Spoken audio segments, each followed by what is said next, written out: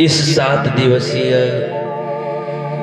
श्रीमद् भागवत कथा के तीसरे दिन में बहुत बहुत स्वागत करते हैं।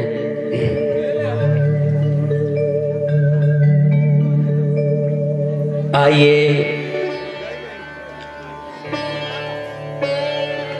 हम सब लोग अपने समय का सदुपयोग करते हुए सत्संग का लाभ उठाते हुए भागवत की निर्मल गंगा में प्रवेश करें। भागवत की पावन गंगा में डुबकी लगाकर अपने मन, वाणी, बुद्धि सबको पवित्र करें और अपने जीवन को धन्य बनाएं। कल के दिन में हम सब लोगों ने सुना कि किस प्रकार से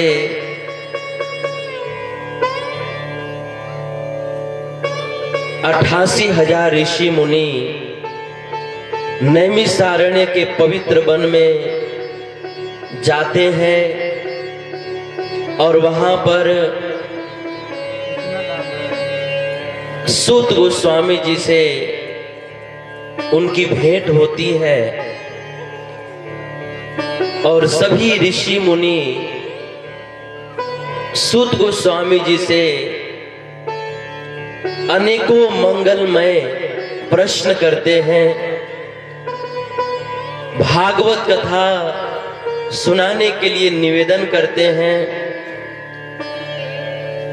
और फिर सूत गोस्वामी जी उन सभी ऋषि मुनियों को भगवान के 24 अवतारों की कथा सुनाते हैं। फिर नारद जी की प्रेरणा से किस प्रकार भगवान वेद व्यास जी श्रीमद् भागवत की रचना करते हैं और किस प्रकार से अपने पुत्र सुखदेव गोस्वामी जी को भागवत का ज्ञान प्रदान करते हैं और किस प्रकार से द्रोणाचार्य के पुत्र अश्वत्थामा के द्वारा पांचों पांडवों के 5 पुत्रों का वध होता है और किस प्रकार भगवान अभिमन्यु की पत्नी उत्तरा की प्रार्थना को सुनकर उसके गर्भ में पलते परीक्षित महाराज को बचाते हैं और कैसे महारानी कुंती जो पांडवों की माता है वो रथ पर आरूढ़ भगवान से कैसे प्रार्थना करती हैं और उनकी प्रार्थना को सुनकर भगवान हस्तिनापुर में रुक जाते हैं और फिर भगवान कृष्ण युधिष्ठिर महाराज के शोक को दूर कराने के लिए भीष्म पितामह जी के पास लेकर जाते हैं और भगवान की स्तुति करते हुए उनके नाम और गुणों का गान करते हुए कैसे भीष्म पितामह जी अपने शरीर का त्याग करके भगवान के धाम में जाते हैं और कैसे परीक्षित महाराज का जन्म होता है, कैसे भगवान इस धरा धाम को छोड़कर अपने धाम में प्रवेश करते हैं और कैसे विदुर जी का उपदेश सुनकर धृतराष्ट्र और गांधारी केवल 5 दिन में ही भगवान की प्राप्ति कर लेते हैं। ये सारी कथा जो है हम सब लोगों ने कल के दिन में श्रवण किया। अब आज हम लोग इससे आगे की कथा सुनेंगे। सूत गोस्वामी जी जो भागवत के प्रवक्ता हैं वो कथा को आगे बढ़ाते हुए कहते हैं कि हे ऋषि मुनियों, जब पांडव लोग भगवान के स्वधाम गमन की सूचना सुने, उसी समय पांचों पांडव अपना सारा राजपाट परीक्षित महाराज को सौंप करके और स्वयं भगवत प्राप्ति के लिए भजन करने के लिए हरिद्वार में चले गए और वहां जाकर के उन्होंने भगवान को प्राप्त कर लिया। अब इधर परीक्षित महाराज बड़े ही धर्म पूर्वक पृथ्वी पर राज्य करने लगे। चारों तरफ उनके नाम का डंका बजने लगा, उनके यश और कीर्ति का गान होने लगा। अब एक दिन की बात है, परीक्षित महाराज दिग्विजय करते हुए अपने दिव्य रथ पर बैठ करके अपने राज्य में विचरण कर रहे थे। उसी समय उन्होंने एक दिल को दहला देने वाला एक दृश्य देखा। क्या? एक बैल के 3 पांव कट गए थे। वह एक पैर पर खड़ा होकर के रुदन कर रहा था, आंखों से आंसू बहा रहा था। उसके शरीर के नीचे की भूमि पूरा खून से लाल हो गया था। उसके बगल में एक गाय माता खड़ी होकर के बड़ा करुण क्रंदन कर रही थी। इस दृश्य को देखते ही परीक्षित महाराज तुरंत अपने रथ से कूद पड़े। दौड़े दौड़े उस बैल के पास गए, अपने मयान से तलवार निकाल लिया। बैल से पूछा कि हे ऋषभ, आप हमें ये बताइए कि आपके 3 पांव किसने काटे हैं? क्योंकि मैं सब कुछ सहन कर सकता हूं, पर मेरे राज्य में गायों की हत्या हो ये मैं कतई सहन नहीं कर सकता। बस आपके पांव काटने वाले का नाम बता दीजिए। मैं सत्य कह रहा हूं, अगर वह स्वर्ग का राजा इंद्र भी होगा ना, तो आज मैं उसको मौत के घाट उतार दूंगा। मेरे राज्य में गाय की हत्या ये मैं सहन नहीं कर सकता। नाम बताइए, किसने आपके पांव काटे हैं? परीक्षित ने बार बार पूछा, पर बैल ने कोई जवाब नहीं दिया। उसी समय परीक्षित महाराज की दृष्टि एक राजा का वेश धारण किए हुए व्यक्ति पर पड़ी। परीक्षित महाराज देखते ही पहचान गए कि ये साक्षात कलयुग है। इस धरती पर कलयुग का आगमन हो गया है और इसी ने इस बैल के 3 पांव काटे हैं। परीक्षित महाराज दौड़ पड़े, उसका कॉलर पकड़ करके अपने तलवार से उसका गर्दन काटने जा रहे थे। आज मैं तुम्हें जिंदा नहीं छोड़ूंगा। कलयुग भयभीत होकर के परीक्षित महाराज का चरण पकड़ लिया, उनके शरणागत हो गया और शरणागत का कभी भी वध नहीं करना चाहिए। इसीलिए परीक्षित महाराज ने कलयुग को छोड़ दिया, और इसलिए भी छोड़ दिया क्योंकि परीक्षित महाराज गुणग्राही थे, दूरदृष्टि वाले थे। उन्होंने देखा कि इस कलयुग में यद्यपि बहुत सारे दोष हैं, लेकिन इस कलिकाल में एक बहुत बड़ा गुण है। क्या? कि अन्य युगों की अपेक्षा इस कलयुग में भगवान को प्राप्त करना बड़ा सरल है। सतयुग में भगवान की प्राप्ति हजारों वर्षों तक तपस्या करने से होती थी। त्रेता युग में भगवान की प्राप्ति हजारों बड़े बड़े यज्ञ करने से होती थी। द्वापर युग में भगवान की प्राप्ति बड़े बड़े भव्य मंदिर बनवा करके और विधिवत भगवान की पूजा अर्चना करने से भगवान की प्राप्ति होती थी।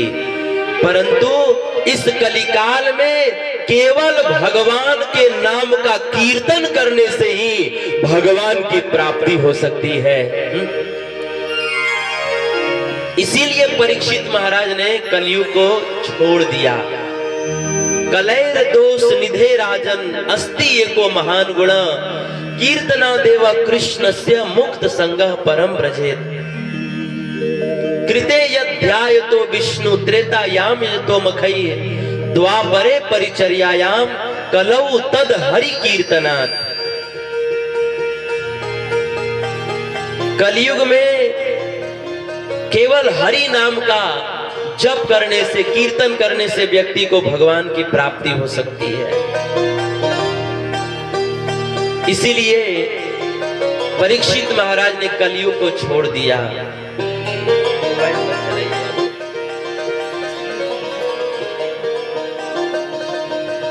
परीक्षित महाराज ने तुरंत कलयुग को कड़ा आदेश दिया कि चूंकि तुम मेरे शरणागत हो गए हो, इसलिए मैं तुम्हें मारूंगा तो नहीं, लेकिन आदेश है कि तुरंत मेरे राज्य को छोड़कर मेरे राज्य से बाहर चले जाओ, यहां पर तुम्हारा खैर नहीं। कलयुग ने परीक्षित महाराज से कहा कि महाराज,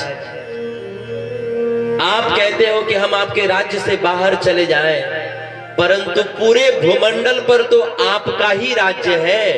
आपके राज्य से बाहर तो कोई राज्य ही नहीं है कि हम बाहर चले जाएं। अपने राज्य में ही हमें कहीं स्थान दे दीजिए। तब परीक्षित ने कलयुग को 4 जगह पे स्थान दिया। सब लोग ध्यान से सुनिए। सबसे पहला जुआ में स्थान दिया।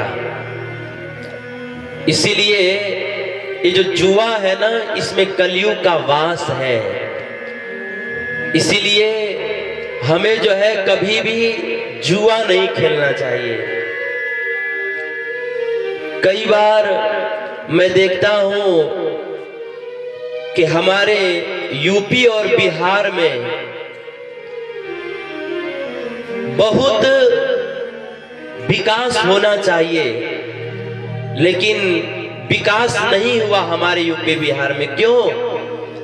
क्योंकि हमारे यूपी बिहार के लोगों के पास समय होता है ना, तो वो लोग बैठ करके ताश खेला करते हैं, जुआ खेला करते हैं। हमारे यूपी बिहार के लोग ये नहीं सोचते हैं कि हम आपस में बैठ करके ये विचार करें कि हमारे गांव में जो बच्चे हैं उनको अच्छी शिक्षा कैसे मिले। हमारे गांव में सड़क नहीं है, कैसे अच्छी सड़क बने। हमारे गांव में कोई नजदीक में हॉस्पिटल नहीं है, कैसे हॉस्पिटल बने।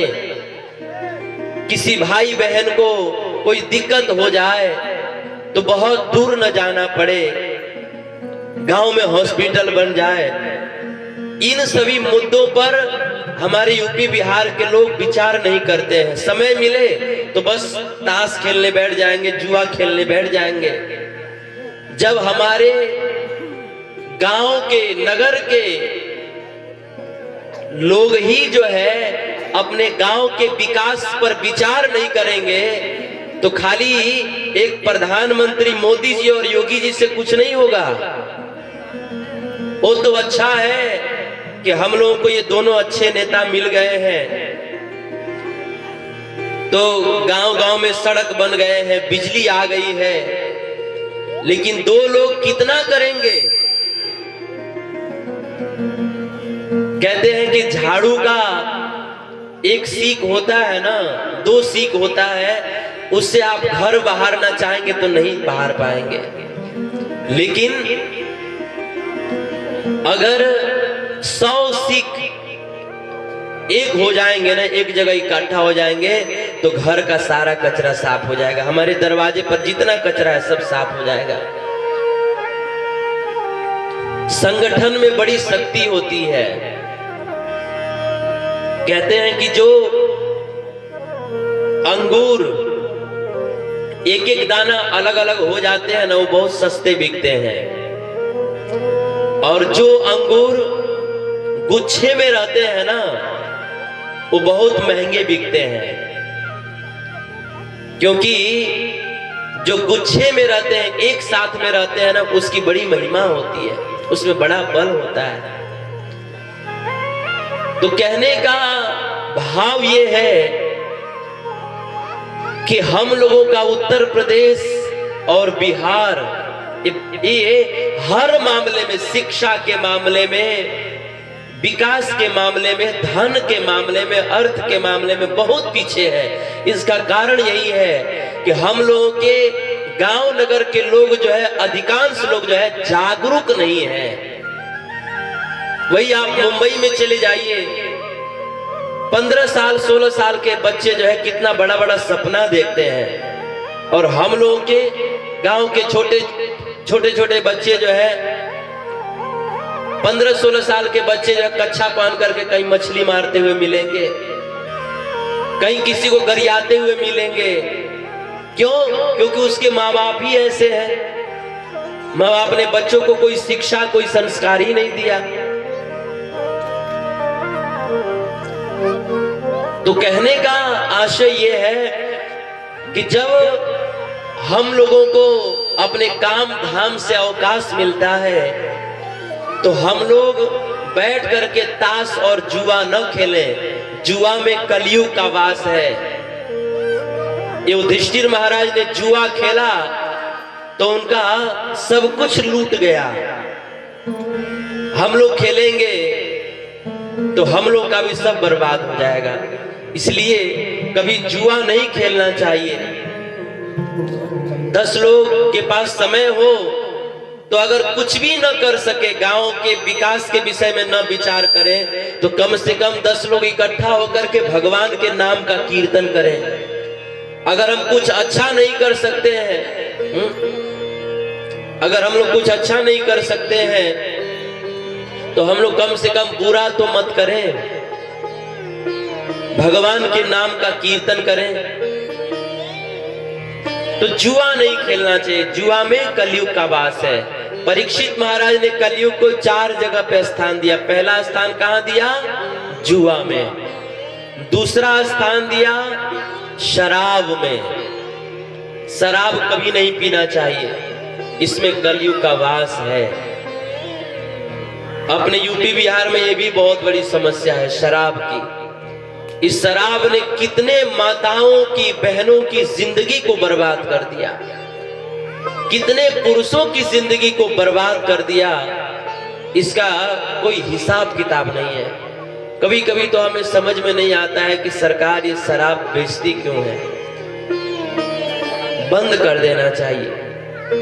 कितने माताओं को हमने देखा है, उनके पति लोग शराब पी पी करके मर गए, वो माताएं बेचारे जवानी में ही विधवा हो गई। उनके बच्चे ऐसे ही अनपढ़, गंवार, अशिक्षित रह गए, और आज जो है वो कहीं के नहीं है। 35 साल 40 साल हो गया, कोई शादी करने को तैयार नहीं, छुट्टा बैल की तरह घूम रहे हैं, कोई उनका भविष्य नहीं। ये सब क्यों हुआ? उसके पिताजी शराब पीते थे। मैं अपने ही मित्र की मैं बात बता रहा हूं। मेरे गांव में एक मित्र था, उसका नाम था मंटू। शराब से कितना नुकसान होता है मैं आपको ये बता रहा हूं। मेरा मित्र मंटू बहुत अच्छा था। एक दिन उसके घर पर कुछ शराब पीने वाले मेहमान आए। उन लोगों ने, मेहमानों ने मेरे मित्र को कहा कि तुम भी शराब पी लो। उसने कहा नहीं नहीं, मैं नहीं पीता हूं। मेहमानों ने कहा कि अरे हम लोग रोज रोज थोड़े आएंगे, आज आए कल चले जाएंगे, आज बात मान लो, पी लो। वह भी सोचा कि जाने दो, ये लोग रोज रोज थोड़ी कहेंगे, चलो मैं पी लेता हूं। पी लिया। अब दुर्भाग्य से वो मेहमान जो है अगले दिन भी रुक गए और अगले दिन भी उसको बहुत कह करके और अगले दिन भी शराब पिला दिया। और तीसरे दिन तो लोग चले गए, लेकिन तीसरे दिन से इसको पीने की लत लग गई। इतना शराब पीने लगा, इतना शराब पीने लगा कि पीने के चक्कर में जो है उसने अपना काम छोड़ दिया। रोज पी पी कर आता था और अपने पत्नी को ऐसी ऐसी गाली देता था कि पत्नी को जो है मूर्छा आ जाती थी, बेहोश हो जाती थी। काम धाम छूट गया, समाज में जो थोड़ा बहुत इज्जत बचा था वो भी चला गया।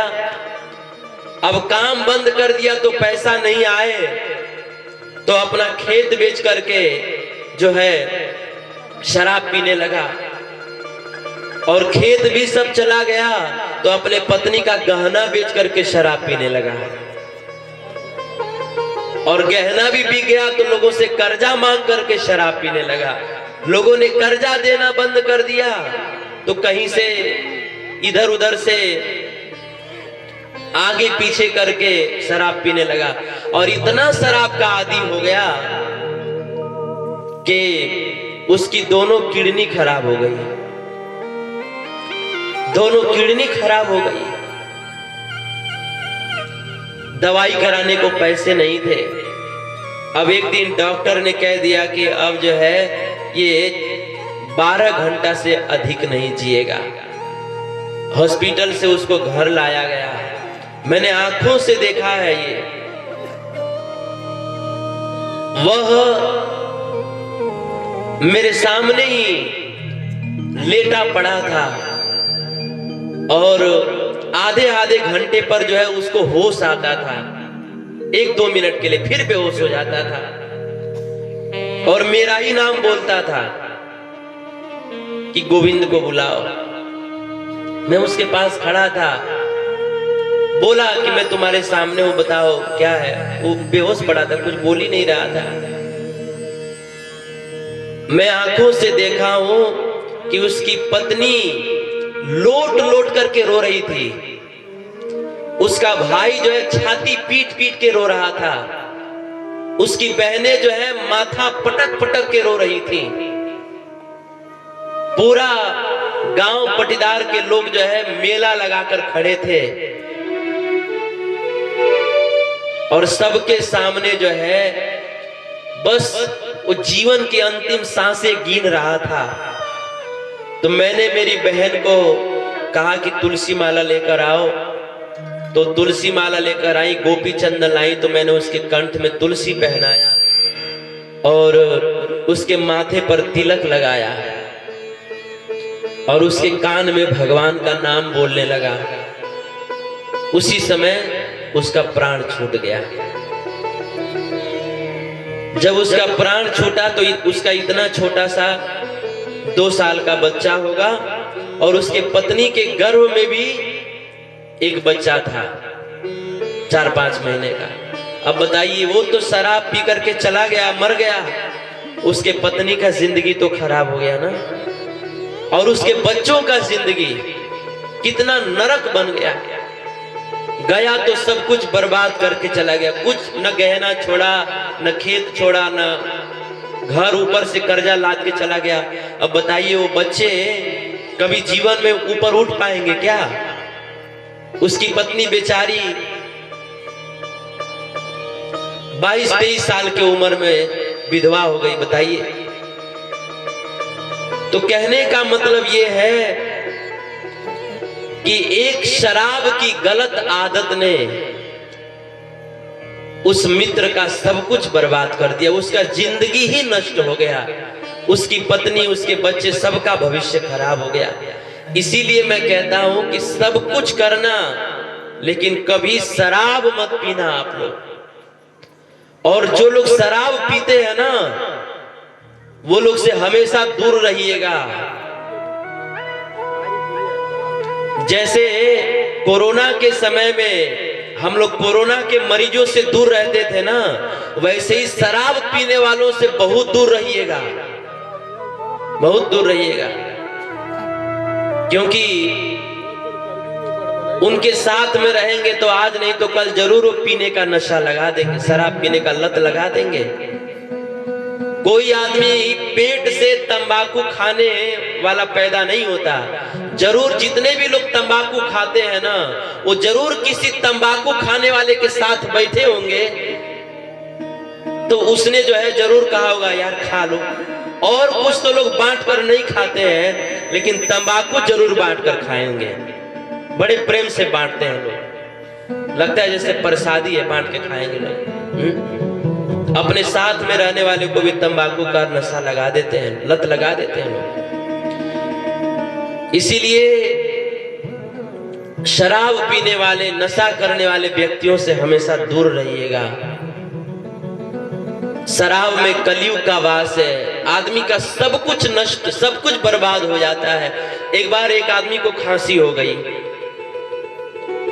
उसने बहुत इलाज किया, उसका खांसी ठीक नहीं हुआ। अपने मित्र के पास गया, सारी समस्या बताई, तो उसका मित्र जो है वो भी शराबी था। उसने कहा कि इतना दवाई खाया, तेरा खांसी नहीं गया? नहीं गया।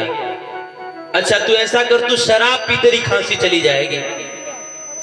उसने कहा कि अरे हम दवाई खाए, कितना बड़े बड़े डॉक्टर से दिखाए, तो भी खांसी नहीं गई, और शराब पिएंगे तो खांसी चली जाएगी, ये कैसे? तो उसके शराबी मित्र ने कहा कि अरे पागल, शराब पीने से मेरी पत्नी चली गई, शराब पीने से मेरा खेत चला गया, शराब पीने से मेरा दुकान चला गया, शराब पीने से मेरा मकान चला गया, शराब पीने से मेरा इज्जत सम्मान चला गया, और तेरी खांसी नहीं जाएगी? खूब पी, तेरी मैं गारंटी देता हूं तेरी खांसी चली जाएगी। शराब पीने से मेरा इतना सब कुछ चला गया, तेरी खांसी कौन से खेत की मूली है, पी। कहने का मतलब यह है कि एक इस गलत आदत से व्यक्ति का सब चला जाता है। इसीलिए शराब कभी मत पीजिएगा, कभी नहीं, कभी नहीं, कभी नहीं। शराब में कलयुग का वास है। तो परीक्षित महाराज ने कलयुग को 4 जगह पे स्थान दिया। पहला जुआ में, दूसरा शराब में, और तीसरा अवैध स्त्री पुरुष संग में। अपने पत्नी को छोड़ करके या अपने पति को छोड़ करके पराई नारी से या पराये पुरुषों से संबंध बनाना, इसमें भी कलयुग का वास है। इसीलिए हमें इससे दूर रहना चाहिए। और चौथा, मांस में बास दिया, मांसाहार में। इसीलिए हम लोगों को कभी भी मांस नहीं खाना चाहिए, मांस कभी नहीं खाना चाहिए। देखिए ये मांस खाना जो है ना, कोई बहुत बुद्धिमानी और समझदारी नहीं है, क्योंकि अपने इस चमड़े की जीभ को स्वाद देने के लिए किसी निर्दोष जीव को कटवा करके और उसका मांस खा जाना, ये बुद्धिमानी नहीं है। हमारे कबीरदास जी कहते हैं कि संसार में 3 सुअर हैं। सबसे थर्ड क्लास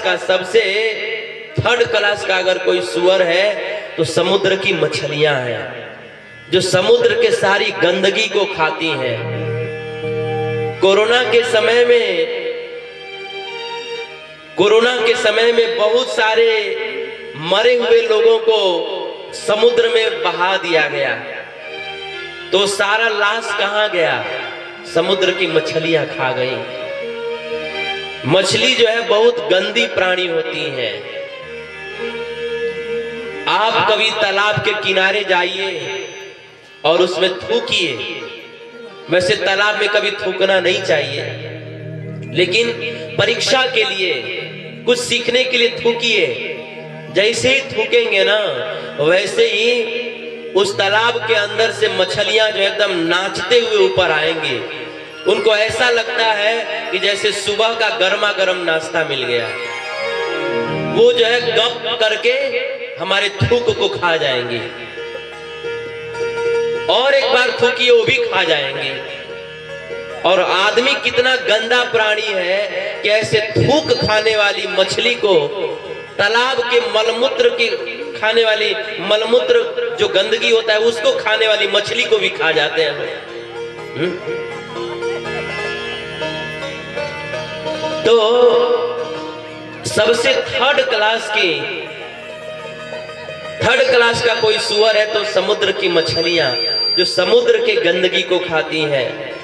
और सेकंड क्लास का अगर कोई सुअर है तो वो है जो आदमी के मलमूत्र को खाते हैं। और इस पूरे संसार में सबसे फर्स्ट क्लास का अगर कोई सुअर है तो वो है आदमी। क्यों? क्योंकि आदमी जो है समुद्र की गंदगी खाने वाली मछली को भी और आदमी के मलमूत्र को खाने वाली सुअर को भी खाकर पचा जाते हैं। इसलिए सबसे फर्स्ट क्लास का अगर कोई सुअर है तो वो है आदमी। इसीलिए हम सब लोगों को, अगर हम लोग इंसान बनना चाहते हैं ना, तो हमें मांस नहीं खाना चाहिए। मांस नहीं खाना चाहिए। मांस खाने में बुद्धिमानी नहीं है। और लोग कहते हैं कि मांस खाते हैं तो बड़ा स्वाद आता है, पर वास्तव में मांस में स्वाद नहीं होता है। आप कच्चा मांस खाइए, स्वाद आएगा क्या? नहीं आएगा। वास्तव में वो मांस का स्वाद नहीं होता है। उसमें जो आप शाकाहारी चीज, नमक, हल्दी, मिर्ची, धनिया, मसाला, इस शाकाहारी चीज डालते हैं ना, उसका स्वाद आता है। मांस का स्वाद नहीं आता है। कच्चा मांस खाइए, स्वाद आएगा क्या? वास्तव में मांस में स्वाद नहीं होता है। शाकाहारी उसमें जो वस्तु डालते हैं उसमें स्वाद होता है, मांस में स्वाद नहीं होता। आप मांस को 2-4 घंटा ऐसे ही रख दीजिए, वो सड़ने लगेगा, दुर्गंध आने लगेगा। लेकिन वही आप रोटी सब्जी 12 घंटा 14 घंटा ऐसे रख दीजिए, वो नहीं खराब होता है। मांस जो है तुरंत खराब होने लगता है। और उसी को हम लोग पेट में डाल देते हैं, वो जा करके कितना नुकसान पहुंचाता है, इसकी कल्पना नहीं कर सकते। इसीलिए हम लोग को कभी भी मांस नहीं खाना चाहिए। कहते हैं ना कि अगर 1 गिलास पानी हो तो उस 1 गिलास पानी में अगर आप 100 ग्राम चीनी डाल देंगे तो वो पूरा पानी जो है चीनीमय हो जाता है ना। इसी तरह से जब हम इस शरीर में किसी जानवर के मांस को डाल देते हैं तो हम लोग भी पूरा जानवरमय हो जाते हैं। हम लोगों का रहना सहना सब जानवर जैसे हो जाता है। हम लोग की बुद्धि जानवर जैसे हो जाती है। हम लोग का काम जानवर जैसे होने लगता है। ये मांस, इसीलिए मांस नहीं खाना चाहिए। मांस नहीं खाना चाहिए। कई बार कुछ लोग कहते हैं कि अरे ये बकरी गाय ये सब तो घास खाते हैं, इन लोगों का मांस तो खा सकते हैं ना। नहीं खा सकते। गाय और बकरी का मांस खाने से बड़ा नुकसान होता है। हमारे अमेरिका के बड़े बड़े डॉक्टरों ने रिसर्च किया है कि हम जिन पशुओं का मांस खाते हैं उनके शरीर में बहुत सारी बीमारी होती है। बीमारी होती है, और जब हम उनके मांस को खाते हैं तो उस मांस के माध्यम से वो बीमारी हमारे अंदर आ जाती है। इसीलिए हमें कभी भी मांस नहीं खाना चाहिए। लोग सोचते हैं ना कि अरे मांस खाने से अगर कोई गलत होता तो सरकार रोक लगा देती, पर ऐसी बात नहीं है। इस दुनिया में ऐसे बहुत सारे चीज है जिसको खाने से नुकसान होता है, लेकिन सरकार रोक नहीं लगाती है क्योंकि पब्लिक की मांग है। सरकार को पता है शराब पीने से बड़े अच्छे अच्छे लोग बर्बाद हो जाते हैं, लेकिन फिर भी वो सरकार बंद नहीं करती है, क्योंकि सरकार बंद कर देगी तो लोग उनको वोट ही नहीं देंगे। सरकार जानती है कि ये हमारे देश में शराब बहुत नुकसानदायक है, हानिकारक है, लेकिन फिर भी पब्लिक की मांग है इसलिए वो रोक नहीं लगा सकती। इसी तरह से ये मांसाहार जो है सरकार जानती है कि पब्लिक के लिए बहुत नुकसानदायक है, लेकिन फिर भी पब्लिक की मांग है इसलिए सरकार रोक नहीं लगाती। वस्तुतः इससे बहुत हानि होती है। कहते हैं कि एक बार एक कसाई जो है बकरे को काटने जा रहा था। बकरे ने पूछा कि तुम मुझे क्यों काट रहे हो, मैंने तुम्हारा क्या बिगाड़ा है, तुम्हारा क्या गुनाह किया कि तुम काट रहे हो। कसाई ने कहा कि मैं तुम्हें इसलिए काट रहा हूं क्योंकि तुम घास खाते हो, तुम शाकाहारी हो, तुम घास खाते हो, इसलिए काट रहा हूं। उस समय बकरे के आंखों में आंसू भर गए। रोते रोते उसने कहा कि अरे मूर्ख, तू तनिक विचार कर कि जब मैं घास खाता हूं तो आज मैं काटा जा रहा हूं, फिर तू तो मेरा मांस ही खाएगा, फिर भगवान तेरी क्या दशा करेंगे। हा? मैं घास खाता हूं तो आज काटा जा रहा हूं, तू तो मेरा मांस ही खाएगा, फिर भगवान तेरी क्या दशा करेंगे। नरक में तेरी कितनी दुर्गति होगी तुझे पता है। कहने का भाव ये है कि आप सब लोग कभी मांस मत खाइएगा। बहुत सारे लोगों के मन में इतने भ्रम बैठे हुए हैं ना, उन भ्रमों को निकालते निकालते जिंदगी बीत जाएगी तो भी भ्रम नहीं निकलेगा। कई लोगों के मन में भ्रम होता है ना कि हम मांस नहीं खाएंगे तो हमारा शरीर कैसे फिट रहेगा। अरे भाई, ये बिल्कुल गलत धारणा है कि हम मांस नहीं खाएंगे तो हम हष्ट पुष्ट नहीं होंगे। ये गलत धारणा है। आप लोग जो है आजकल सोशल मीडिया का जमाना है, आप लोग कभी यूट्यूब खोलिए या चाहे गूगल खोलिए और उस पर सर्च करिएगा वीर महान। हमारे भारत के एक बहुत बड़े पहलवान हैं वीर महान, और दूसरे हैं रिंकू सिंह। ये दोनों लोग जो है मांस नहीं खाते हैं, लेकिन फिर भी इनका शरीर देखेंगे तो हाथी के समान इनका बलवान हष्ट पुष्ट शरीर है, एकदम फिट शरीर है। इतने बलवान है कि विदेशों में जाते हैं WWE में, और बड़े बड़े ब्रॉक लेसनर, जॉन सेना, बड़े बड़े जो पहलवान है, रेसलर है, उनको भी उठाकर पटक देते हैं लोग। तो आप लोग विचार करिए कि जब ये दोनों लोग बिना मांस खाए शाकाहारी रह करके भी अपने शरीर को इतना हष्ट पुष्ट और बलवान बना सकते हैं, तो क्या हम लोग बिना मांस खाए जो है अपने शरीर को हष्ट पुष्ट नहीं बना सकते? बिल्कुल बना सकते हैं। ऐसे तो मैंने केवल 2 लोगों का उदाहरण दिया, ऐसे हजारों लोग हैं जो मांस नहीं खाते हैं फिर भी उनका शरीर हष्ट पुष्ट है। हम नहीं खाते हैं तो हम किसी से कम है क्या? बताइए।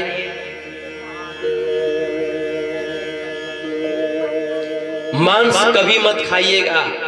आप लोग 7 दिन की भागवत कथा सुन रहे हैं ना, सब लोग ये सोच रहे हैं कि प्रभु जी सुबह में भी आए, 2 घंटा कथा सुनाए। ठीक है, आप लोग का बहुत अच्छा विचार है, मैं उसको प्रणाम करता हूं, उसका आदर करता हूं, लेकिन मैं ये कहना चाहता हूं कि आप लोग भले दिन में 2 घंटा मत सुनिए, शाम को 2 घंटा सुनिए, लेकिन कथा में जो सुनते हैं उसको जीवन में उतार लीजिए।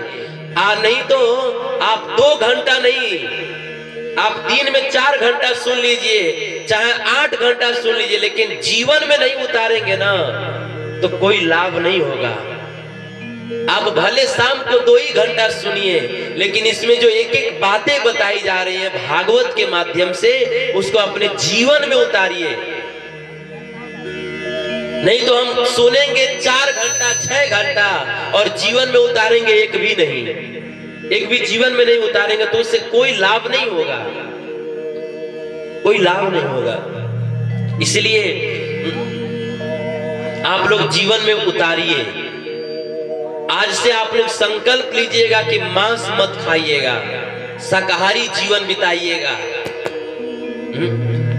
आप लोग को पता है जब हम लोग किसी पशु की हत्या करवाते हैं ना, तो हम लोग को एक मंदिर तोड़ने का पाप लगता है।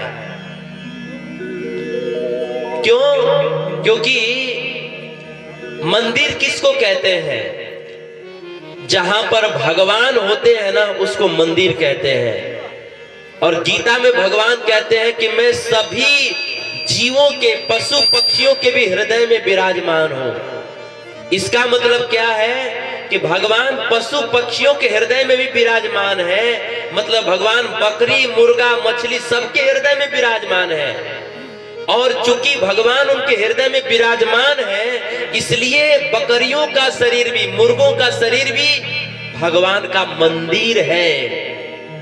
क्योंकि मंदिर किसको कहते हैं? जहां पर भगवान हो उसको मंदिर कहते हैं। और भगवान बकरी के दिल में भी है, मुर्गा के भी दिल में भी है, मछली के दिल में भी है। मतलब उनका शरीर भी एक मंदिर है। और हम अपने जीव को स्वाद देने के लिए उनको कटवा देते हैं, मरवा देते हैं, तो हम लोगों को एक मंदिर तोड़ने का पाप लगता है।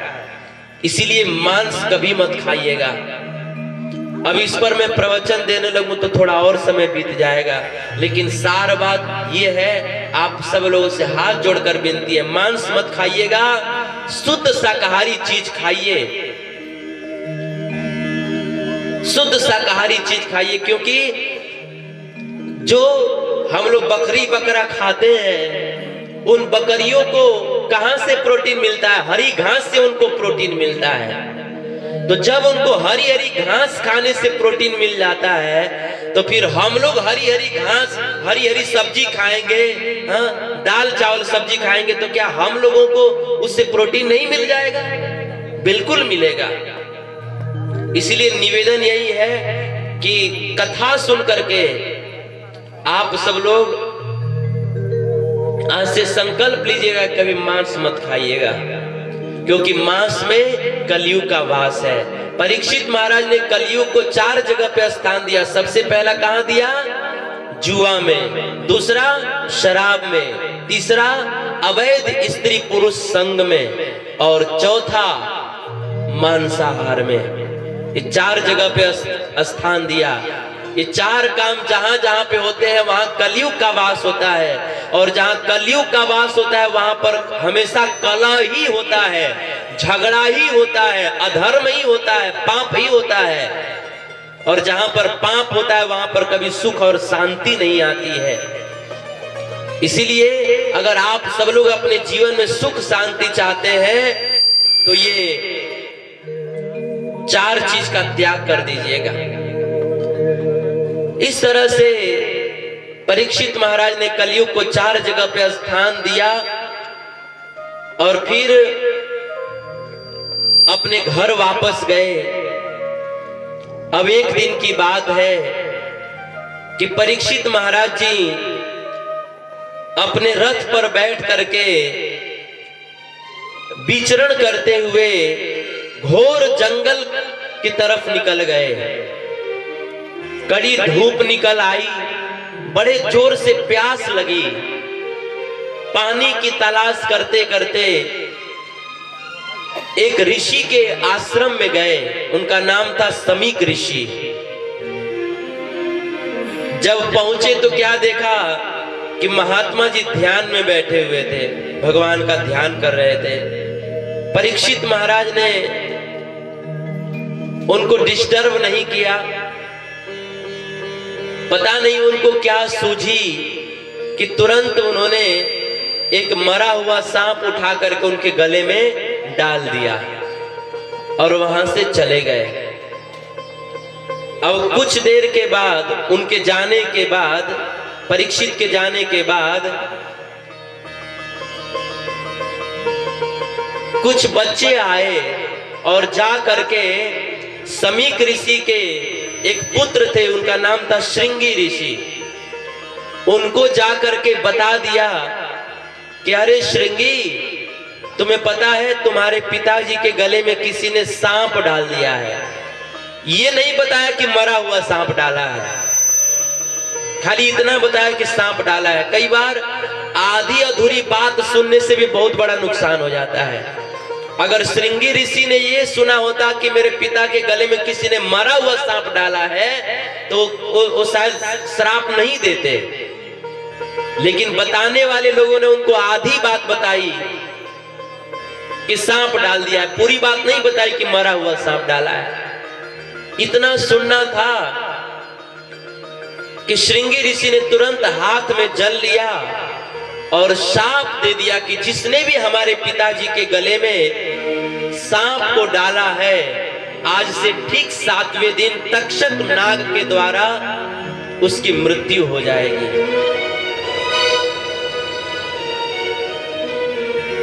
अब परीक्षित महाराज जी को जैसे ये सूचना मिली, तुरंत अपना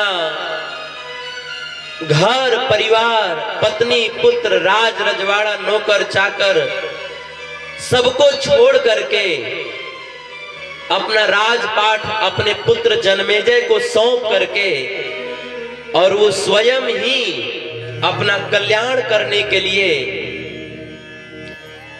सुकताल में गए। गंगा जी में स्नान किया और संकल्प लिया, प्रतिज्ञा लिया कि जिस शरीर से एक संत का अपराध हुआ है, अब इस शरीर को मैं दंड दूंगा, इसको मैं भोजन पानी नहीं दूंगा। 7 दिन तक मैं उपवास रहकर, निर्जल रह करके, अब 7 दिन तक मैं केवल अपने कल्याण का कार्य करूंगा और कुछ भी नहीं करूंगा। गंगा के तट पर बहुत सारे ऋषि मुनि थे। परीक्षित ने सबके पास जा करके पूछा कि मैं 7 दिन में मरने वाला हूं, मेरा कल्याण कैसे होगा। किसी ने कहा आप राजा हैं, दान करिए, किसी ने कहा कि आप व्रत करिए, किसी ने कहा ध्यान करिए, किसी ने कहा तपस्या करिए, किसी ने कहा यज्ञ करिए। परीक्षित महाराज टोटली कंफ्यूज हो गए। मुंडे मुंडे मतिर भिन्ना, कोई कह रहा है कि यज्ञ करिए, कोई कह रहा है दान करिए, कोई कह रहा है व्रत, कोई तपस्या, कोई सब लोग अलग अलग बता रहे हैं। वो कंफ्यूज हो गए कि मैं क्या करूं। तब अंत में जो है परीक्षित महाराज ने भगवान की प्रेरणा से स्वयं ही खुद ही निर्णय लिया कि अब जो है न तो मैं यज्ञ करूंगा, न व्रत करूंगा, न तपस्या करूंगा।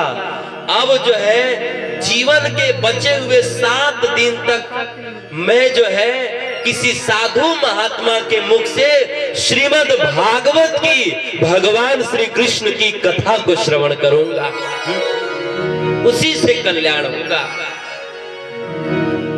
अब जैसे ही परीक्षित ने संकल्प लिया, राजा थे, उनके संकल्प का वैल्यू था, लोगों को पता चल गई ये बात। धीरे धीरे ये बात पूरे ब्रह्मांड में फैल गई कि भूमंडल के राजा को शाप मिला है और वो 7 दिन तक कथा सुनने वाले हैं। तो जितने भी कथा सुनने के रसिक श्रोता लोग थे, कथा प्रेमी श्रोता थे, वो पृथ्वी के कोने कोने से अपना सारा काम धाम छोड़ करके और हरिद्वार में उस सुकताल में आने लगे। अत्रि जी आए, वशिष्ठ जी आए, च्यवन ऋषि आए, अगस्त मुनि आए, वेद व्यास जी आए, नारद जी आए। एक से बढ़कर के एक महात्मा का वहां पर आगमन हो गया। पूरा गंगा जी का तट जो है साधु महात्माओं से भर गया। परीक्षित महाराज ने सारे महात्माओं के चरणों में प्रणाम किया और कहा कि हे महात्माओं, मुझे तो लग रहा था कि मुझे सांप मिला है, परंतु आज मुझे पता चला कि ये साप नहीं, ये तो मुझे आशीर्वाद मिला है। क्योंकि अगर भगवान की कृपा नहीं होती तो आज मुझे इतने संतों का दर्शन नहीं होता। वास्तव में श्रृंगी ऋषि ने मुझे साप नहीं दिया है, उन्होंने जो है मुझको वरदान दिया है। मुझे लग रहा था साप, लेकिन वास्तव में वो वरदान था। क्योंकि अगर वरदान नहीं होता तो इतने सारे संत महात्माओं का वो भी जीवन के अंत में दर्शन नहीं होता। कई बार हम लोगों के भी जीवन में ऐसा होता है कि कई ऐसी परिस्थितियां आती हैं कि हमको लगता है कि अरे ये तो बहुत खराब है, परंतु वास्तव में वो परिस्थितियां हमारे लिए बहुत अच्छी होती हैं। उसका हमारे जीवन में आना बहुत जरूरी होता है, लेकिन हम लोग नहीं समझने के कारण उसको वर्तमान में खराब समझ लेते हैं। लेकिन भविष्य में पता चलता है कि नहीं नहीं, ये हमारे जीवन में जो परिस्थिति आई ना, ये बहुत अच्छा था, बहुत अच्छा था। परीक्षित महाराज ने सारे ऋषि मुनियों के चरणों में प्रणाम किया और कहा कि हे ऋषि मुनियों, मेरे जीवन के केवल 7 दिन बचे हैं, मैं 7 दिन तक भगवान श्री कृष्ण की कथा सुनना चाहता हूं, आप लोग कथा सुनाइए। ऋषि मुनियों ने कहा कि हम सुनाने नहीं आए हैं, हम सब लोग कथा सुनने के लिए आए हैं। अब पूरे संत सभा में चर्चा होने लगी कि परीक्षित महाराज को कथा कौन सुनाएगा। पूरी बारात इकट्ठी हो गई थी, लेकिन दूल्हा नहीं आया था। अब कौन सुनाए कथा, कौन सुनाए, कौन सुनाए।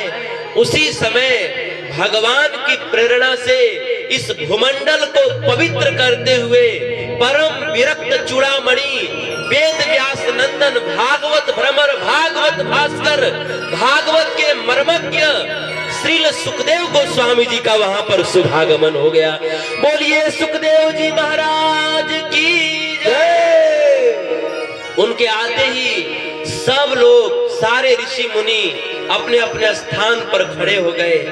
सुखदेव जी का भगवान की तरह ही बड़ा सावला स्वरूप था, घुंघराले बाल थे, हष्ट पुष्ट शरीर था, अपने मुख से भागवत के श्लोकों का मंद मंद गान कर रहे थे। चेहरे पर बड़ा तेज था, प्रसन्नता की ललिमा छाई थी, बड़ा अद्भुत स्वरूप था। सब लोग अपने अपने स्थान पर खड़े हो गए। परीक्षित महाराज खड़े हुए और उन्होंने तुरंत सुखदेव जी के चरणों में प्रणाम किया। सारे तीर्थ धाम आपके चरणों में, सारे तीर्थ धाम आपके चरणों में, हे गुरुदेव प्रणाम आपके चरणों में। सारे तीर्थ धाम आपके चरणों में, हे गुरुदेव प्रणाम आपके चरणों में। सारे तीर्थ धाम आपके चरणों में, हे गुरुदेव प्रणाम आपके चरणों में। सारे तीर्थ धाम आपके चरणों में, हे गुरुदेव प्रणाम आपके चरणों में। जन्म के दाता मात पिता है, आप कर्म के दाता है। जन्म के दाता मात पिता है, आप कर्म के दाता है। जन्म के दाता मात पिता है, आप कर्म के दाता है। जन्म के दाता मात पिता है, आप कर्म के दाता है। आप मिलाते हैं ईश्वर से, आप ही भाग्य विधाता है। आप मिलाते हैं ईश्वर से, आप ही भाग्य विधाता है। आप मिलाते हैं ईश्वर से, आप ही भाग्य विधाता है।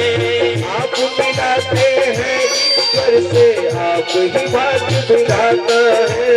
दुखिया मन को, रोगी तन को, रोगी तन को मिलता है आराम आपके चरणों में।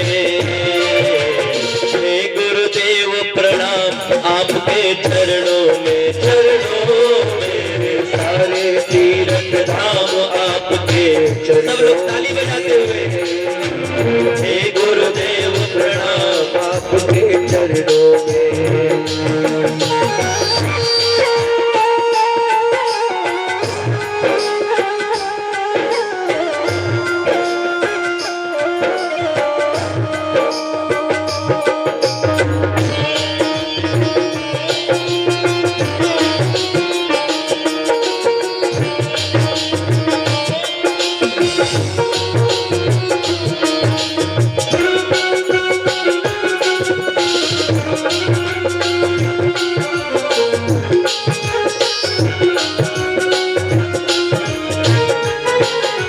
हृदय में माँ गौरी लक्ष्मी कंठ शारदा माता है। हृदय में माँ गौरी लक्ष्मी शारदा माता है। हृदय में माँ लक्ष्मी गौरी कंठ शारदा माता है।